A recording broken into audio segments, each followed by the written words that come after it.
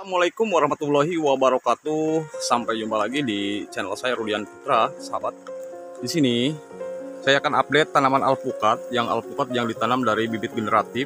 Yang dimaksud dengan bibit generatif itu adalah dia ditanam langsung dari biji, tidak divolasi, tidak disamcuk atau sambung pucuk ya. Kenapa? Alasannya begini. Ini kan yang nyemai anak saya. Yang anak saya baru kelas 3 SD, dia udah nyemai dan ini karyanya.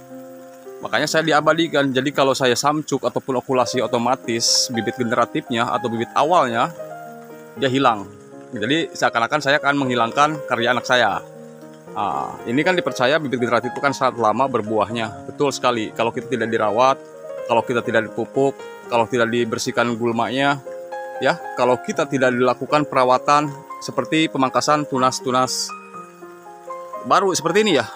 Jadi ini nanti kan akan pruning terus atasnya. Dia akan memaksa untuk masuk ke dalam fase generatif sama dengan bibit yang sudah dicangkok ataupun disamcuk dan okulasi. Ya biar sama, dia biar cepat ke pembuahannya. Karena kalau dia kita pangkas terus ini ya, pucuknya, tunas atasnya, otomatis dia akan mempercepat ke fase generatif. Batang utamanya ya sahabat akan mengeras, cepat mengeras. Jadi dia tidak lari terus ke pertumbuhan, maka kan dia lari ke pembuahan. Dan akan lari dia ke percabangan dan memperkeras batang utamanya. Ya sahabat seperti itu. Dan jangan lupa kita rawat juga, lakukan penggemburan. Dan di sini belum melakukan penggemburan karena cuaca masih hujan. Begitu maksudnya ya. Jadi kenapa saya tidak disamcuk? Itulah karena ini karya anak saya. Kalau karya saya sendiri akan saya samcuk ya. Karena karya sendiri saya udah banyak di sini. Sudah banyak yang saya tanam, alhamdulillah. Dan ini karya anak saya. Ya makanya akan saya abadikan, dan nanti kalau setelah dia dewasa bahwa ditunjukinlah ke dia bahwa inilah tanaman alpukat yang ada itu hari semai. Dan dia juga langsung memerintahkan ke saya, ayah suruh tanam saja di kebun. Ya makanya sangat bangga sekali di usia segitu dia sudah mau rajin dan ada inisiatif untuk ide seperti ini ya, kegiatannya gitu. Padahal saya tidak menyuruhnya dan tidak tahu juga dia belajar dari mana. Oke, simak terus video sampai selesai tentang update tanaman alpukat di sini, dan sekaligus akan melakukan penggemburan setelah melakukan pembersihan gulma dan sekaligus melakukan pemupukan. Dan ini nanti kalau setelah musim hujan, setelah ada kemarau atau tidak ada hujan, saya akan melakukan pemangkasan. Saya pangkas terus karena ini kalau tidak dipangkas dia cepat pertumbuhannya. Ini sudah berapa kali saya pangkas. Biar ada banyak rimbun, banyak percabangannya. Itu maksud daripada pemangkasan, dan usahakan pemangkasan itu sendiri dilakukan pada saat tidak ada hujan. Karena apa? Jangan sampai bekas lukanya kalau tidak dibungkus, jangan sampai terpapar oleh air hujan.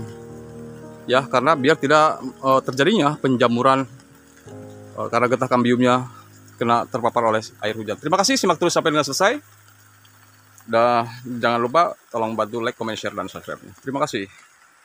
Sahabat, kita lanjut. Barusan jeda waktu dulu ya. Menggemburkan sekaligus turun hujan. Nah, yang penting kita digemburkan di sini. Kita tabur pupuknya, yaitu pupuk mutiara dengan pupuk ini ZA. Ya, pupuk mutiara khusus pertumbuhan supaya dia cepat ya pertumbuhannya. Dan masalah kepembuahan nanti ya. Karena ini khusus untuk pupuk pertumbuhan dulu.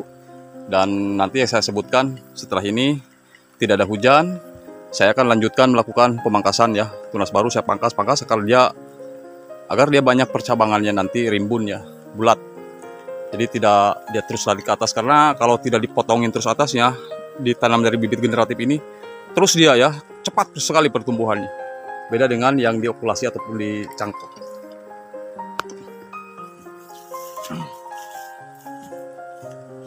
Sini saya memakai pupuk ZA dengan ini sahabat, mutiara ya, mutiara daun. Gulmanya buang dulu.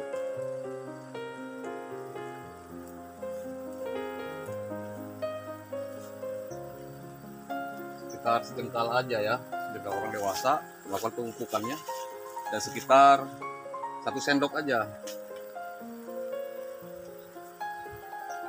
Ini tidak khawatir hanyut sahabatnya, karena di pinggirannya sudah saya buatkan, saya sudah lakukan penggemburan.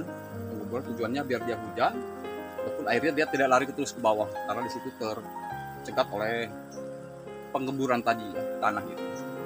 Paling tidak dia nempel di situ, nampung di situ.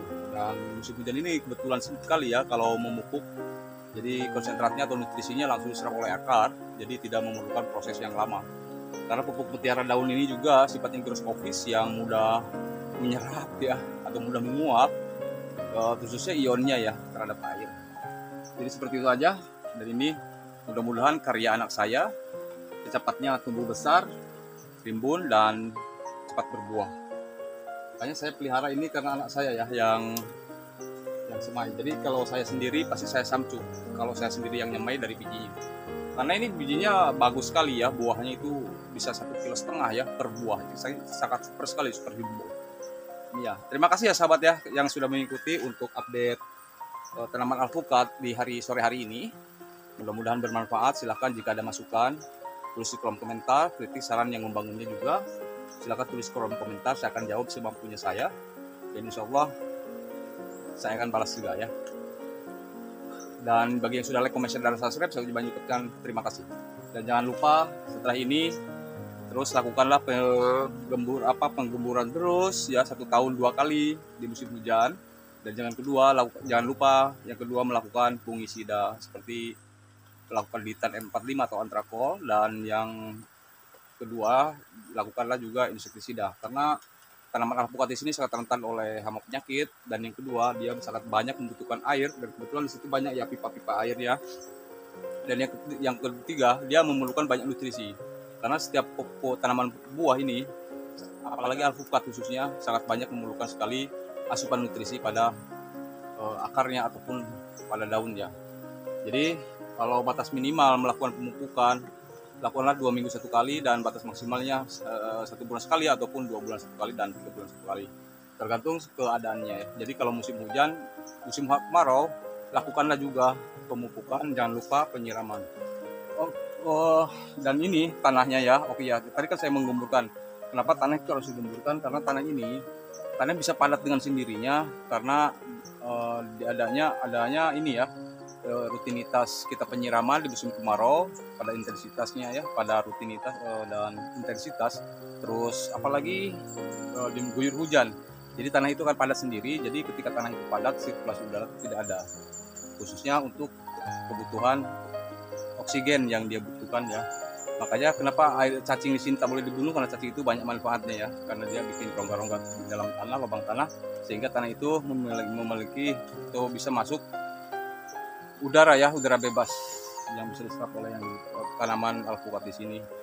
Jadi kalau kita tanaman kurang digemburkan, kurang sirkulasi udara, kurang nitrogen, tanaman ini akan kuning dan susah juga untuk melakukan pertumbuhan dan melakukan proses fotosintesis di pagi hari. Terima kasih dan mudah-mudahan bermanfaat. Sampai jumpa lagi di lain waktu kesempatannya. Singkat cerita dari saya, Rudian Putra. Undur diri dulu di video ini, dan mudah-mudahan bermanfaat. Dan akhir kata, assalamualaikum warahmatullahi wabarakatuh.